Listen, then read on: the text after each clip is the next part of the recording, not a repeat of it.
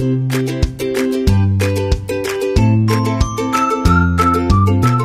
everyone! Today it's January 7 and nag-stop over muna kami sa McDo. So just to give you a little insight, mag-clearance ako today sa Makati and ayun, kailangan kong pumunta ng office para mag-clearance. So ngayon, since di pa kami nagbe-breakfast, nag-stop over muna kami sa may McDonald's dito. So see you later! So hello guys, nasa loob tayo ng McDonald's ngayon, iniintay natin yung order. So hindi ako nakapag-intro kanina. So ayun, pupunta ako ngayon for clearance kasi 'di ba, as I've said sa mga previous videos ko, ako ay nagre-render na sa company and actually this is my last week sa company. So kailangan kong i-process yung clearance gawa ng dalawa kasi yung aming office location. Isa sa Calamba at isa sa Makati. So yung mga pipirma sa clearance ko mostly is nasa Makati. That's why kailangan kong pumunta ng Makati. So pagtapos ko ngayong araw, bukas pupunta ulit ako ng Calamba para magpapirma na doon. And sa Thursday, my last day, may nag-iisipan ko pa kung papasok ako o hindi. Kasi syempre, sayang din yung bayad. So, tignan na lang natin kung papasok ako. Pero, siguro papasok ako gawa ng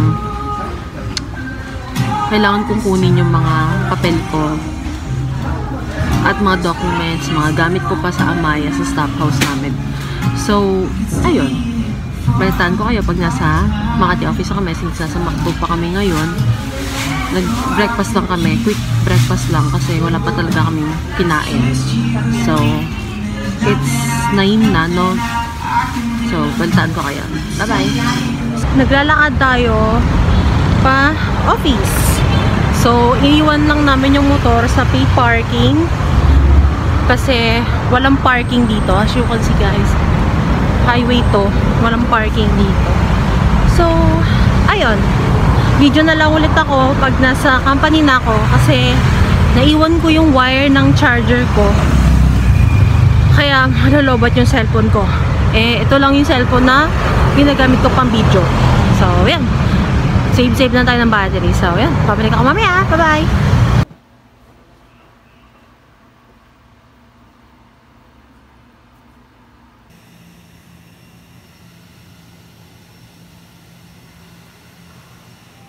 Tapos na tayo magpa-clearance today and uuwi na kami. So, bye! Hello everyone! So, ayan, nakauwi na tayo and it's already 2:39. Pero nakauwi ako mga 2:20, ganyan, 2:30 to 20. So, nakauwi na tayo. So, ayun. So, to summarize this day, ang pinaka-ginawa ko is una is nag-clearance ako. So, ang plano talaga initially namin nung kasama ko is mag-clearance kami for 2 days. Kasi, sabi ko nga, dalawang side kami. Meron kaming head office, which is located sa Makati. And yung warehouse namin is sa Calamba. So, yung mga pumipirma is dalawang location siya. So, para mabigyan ko lang kayo ng konting idea, ang ginawa ko lang is pumunta ako ng Makati. Ayan. Tapos, swerte ko, nandun na silang lahat. So, mabilis na lang yung process ng pagpapapirma. Ayan. So, kinailangan na pirmahan ng immediate head namin. Ayan. Ng aming manager. Sa department namin may manager. So, yun yung pumirma. Nandun siya, swerte ko. And, also, nandun din yung IT, which is sinorender ko yung laptop. Tapos, chinek niya yung mga serial number, ganyan, kung tugma. And pinirmahan na rin niya. Tapos, ano pa ba? Sa HR, ayan. Pinakahuli yung HR kanina. Kasi, sinagawa pa nila yung exit interview.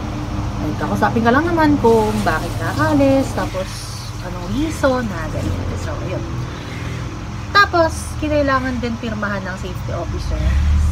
Head ng safety officer namin kasi sinurrender din yung mga PPE namin.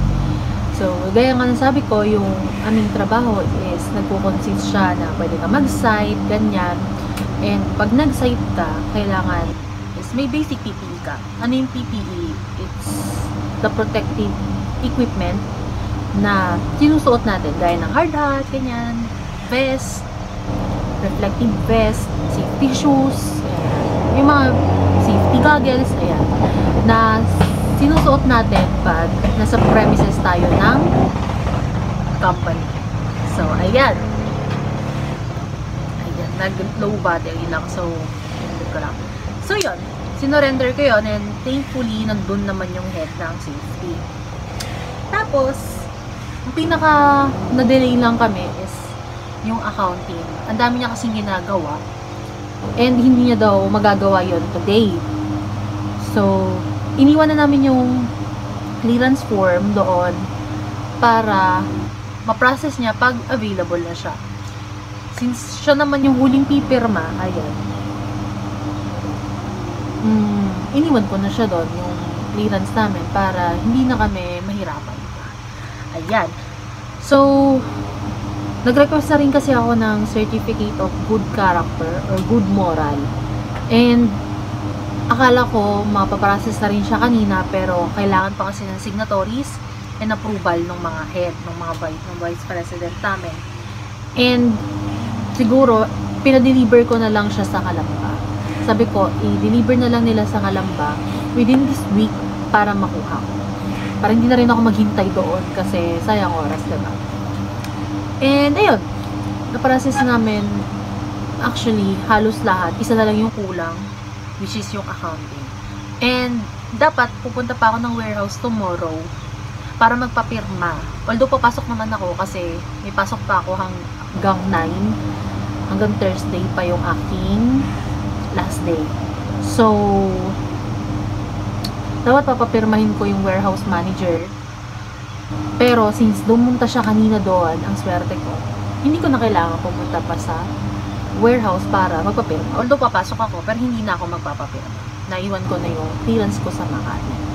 So, overall, nakakapagod yung araw na to. Pero, at least, diba, tapos na. And, nung pauwi kami, ganyan, nakita kaming clinic din. And, nagtanong na rin ako kung magkano yung basic PPE nila. PPE ba yung tawag doon? Basic 5. Yung pre-employment. Ayan. So, ayun, ang napagtanungan ko is nasa 1-2 siya. And siguro, i-videohan ko rin yung procedure, yung gagawin ko sa araw na yun. Wala lang. Gusto ko lang i-document. Ayun. So, sinurrender ko na yung company ID ko, yung aking laptop. Ganyan. So, ayun. Yun na naman yung mga ginawa ko today. And magpapahinga na ako. At sasabak na naman ulit tayo sa panibagong laban tomorrow. Ayan. So, i-compile ko na lang ito and see you sa mga next ko pang videos. Bye!